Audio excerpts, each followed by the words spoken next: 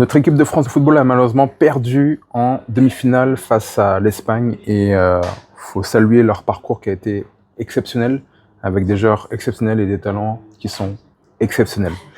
Ce qu'ils nous ont montré, c'est cette joie de vivre et cette solidarité pendant tout le long du parcours. Et je note et je rebondis sur le fait que cette équipe de France et certains joueurs ont fait face à certaines attaques personnelles, des attaques qui étaient racistes, pour parler clairement. Et certains ont pu nous montrer un petit peu l'exemple. C'est-à-dire que en subissant une pression énorme des fans de la France, ils ont même une pression bien évidemment médiatique et aussi politique. Certains arrivent à faire preuve de sang-froid, de professionnalisme et à faire preuve d'ambition.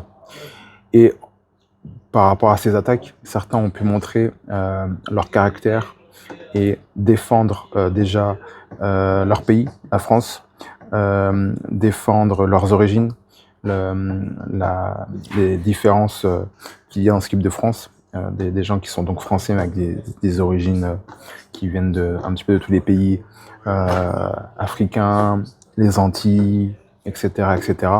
Et je pense que certains joueurs sont en train de nous montrer l'exemple, un exemple qu'on devrait davantage, je pense, pratiquer nous, aussi des coachs sportifs, c'est-à-dire que, de mon point de vue, un artiste digne de ce nom, un sportif digne de ce nom, et un coach sportif digne de ce nom doit faire preuve d'intégrité, faire preuve de caractère et de courage.